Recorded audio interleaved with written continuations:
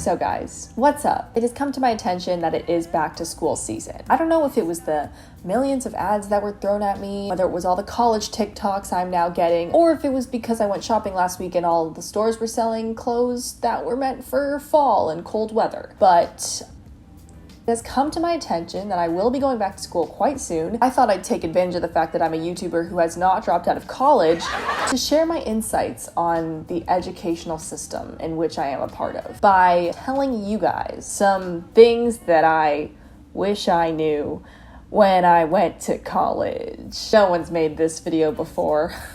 Please ignore the fact that I'm holding a microphone that's supposed to be mounted to a camera and that my phone's just dangling here awkwardly because the cord is too short because it's meant to be mounted to a camera. Thank you. Without further ado, here are some things that I think could benefit people who are going into college fresh. I was gonna say like fresh out of high school, but then I also realized that freshman has the word fresh in it. Anyway, so I think this could be helpful to freshmen, but maybe even if you're in college, you could learn a thing or two. Maybe not. Maybe you're just here, and I thank you for that. Thank you for the support. Let's jump into it. This is stuff that I learned throughout my now 2 years of college. One of them was virtual, but we don't have to worry about that. I'm halfway done with college, and so there are some insights that I've gained. There are some things that I've learned, and I'm willing to pass on that wisdom for the low price of watching this video. So let's get started. The first thing, okay, so I'm sure that you've all heard this before. You cannot make friends in college by just existing, okay? Entering freshman year, I was under the impression that since everyone had to make friends, everyone would just come up to me and want to be my friend. And while there is some truth to that, people are definitely very open to being friends with people. You can't just like stand there and exist and expect people to like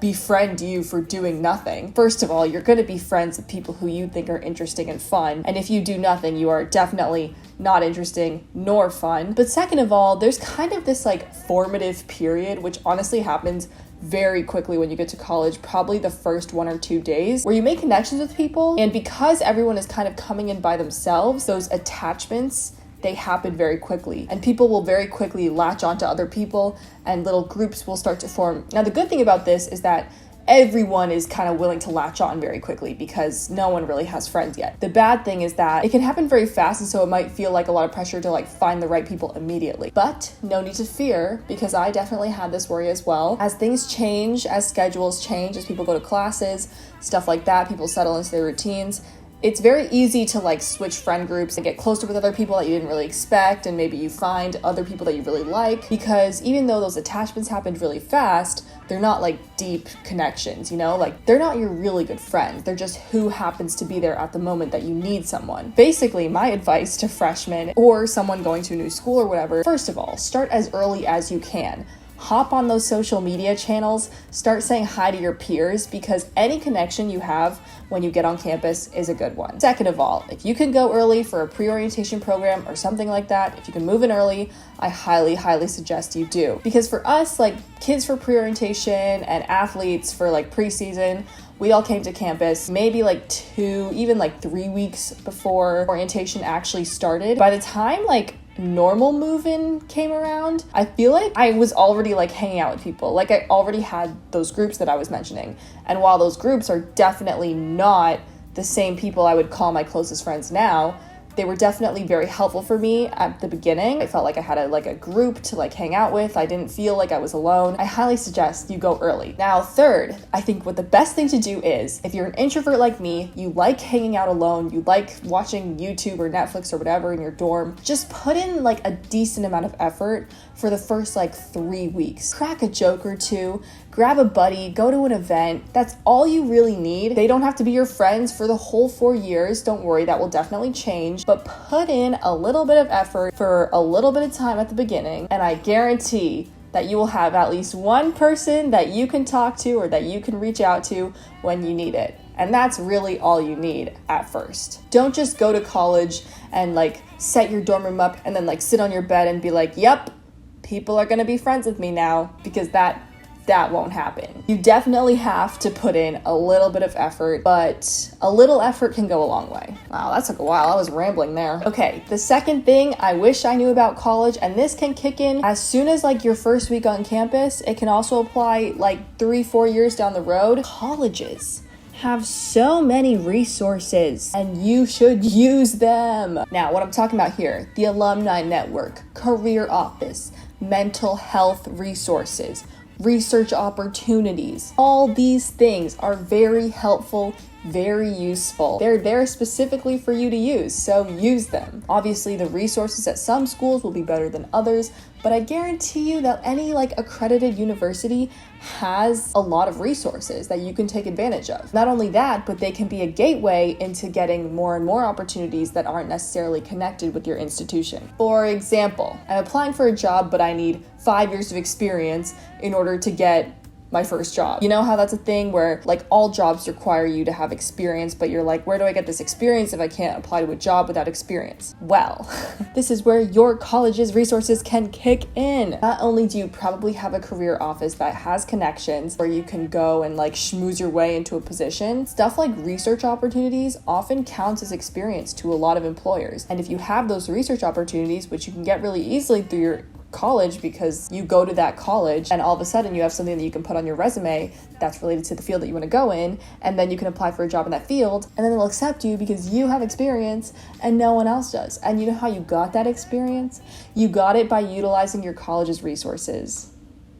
So please utilize them. Okay, sorry, my SD card ran out of battery. I don't know if I changed positions or not, but whatever, we're gonna keep going. Now the next thing, which is related to the last thing kind of, but could honestly even apply to high schoolers, is apply for scholarships. This was honestly something that I hate to say I was too privileged to worry about, but there are so many random scholarships that don't have that many applicants, so it's not that hard to get them. And I've even heard of sometimes people applying to scholarships and they have more scholarships than they have applicants. So literally every applicant gets one and they still have money left over. But yeah, definitely apply for scholarships. That money can go a long way. And if you can find the right scholarship, it's not that hard to even get. So the next thing, you don't have to have everything figured out, but at the same time, try to have some stuff figured out.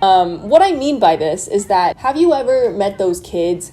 This can be in high school, even middle school or college, I don't know, but it seems like their career trajectory has been planned out since birth. They knew this shit from the womb. They knew that they were gonna be a bioengineering major and that they were gonna go into pharmaceuticals and develop drugs or something like that. Okay, I am gonna fix this shot because it's really annoying me. Anyway, so those kids, I'm not those kids. I'm definitely not those kids. And what I'm gonna tell you right now is that you don't have to be those kids. You do not have to have your life planned out. You should not feel pressured to have your entire class schedule for the next 4 years mapped out the second you step foot on campus. That is not necessary. People who will start taking a lot of classes early and graduating early because they know exactly what major they want to do and they know what they want to do in life, that's great, but you don't need to do that. That is not at all an expectation that you should have for yourself if you're not there yet. A lot of colleges will allow you to change your major up until the end of sophomore year of high school. If you don't know what you want to major in or you don't know what you want to do as a career,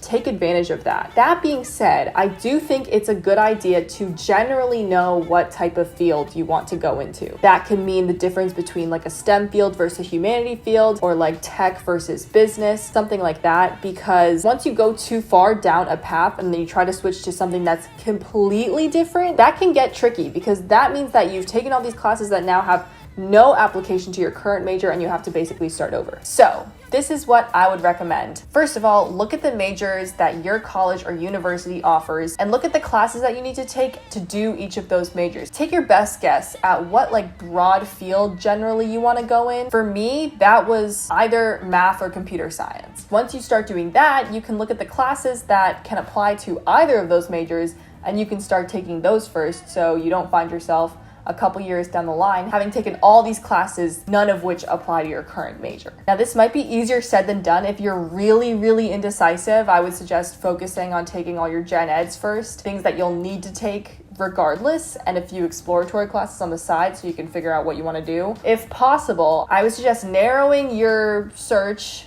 generally to a couple areas that are closely related that you know you have some interest in, and then exploring that more and taking classes that kind of apply more generally to those fields. Some fields in particular mesh pretty well. I actually was like switching between 2 different computer science majors because MIT has like 7, obviously, because it's freaking MIT. But yeah, so I was switching between basically like pure computer science and then computer science and economics, and those obviously have a lot of overlap, so I took the classes that could apply to both of them. Now, definitely not everything works out that well. Not every school has majors that are like so closely intertwined, but there are definitely fields that go together more easily than others. So basically what I'm saying is you don't have to have everything figured out, but try to have like some general ideas figured out. But this leads me to my next and last point, which is that you are going at exactly the right pace. I will be the first to tell you that it is very easy to feel a lot of imposter syndrome when you get to college, especially if you were like the cream of the crop at your high school and you go to college.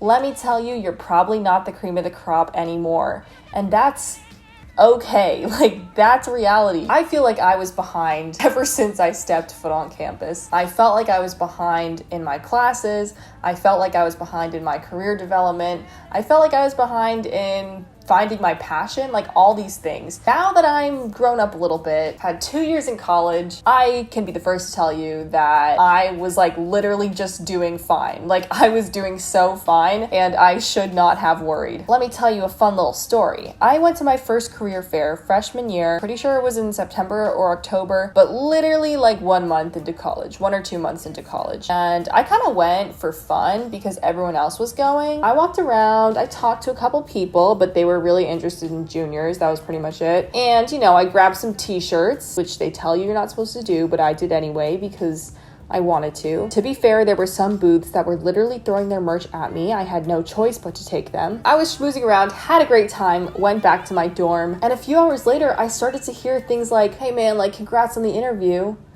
And like, hey, I heard you got that coding challenge. Like, I heard you did well on it. Like, nice job.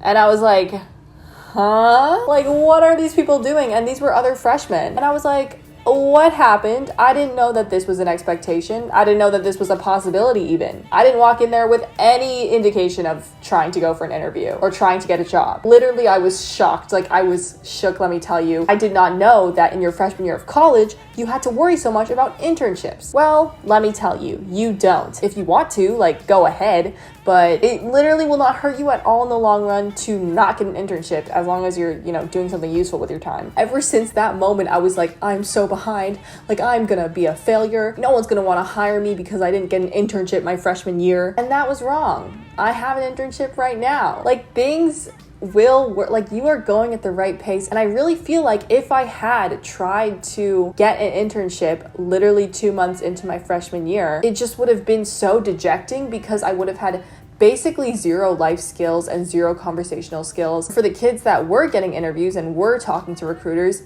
that was right for them. Like, they wanted an internship, they wanted to get one, maybe they wanted that experience really early, so they were chasing those opportunities, and that's okay.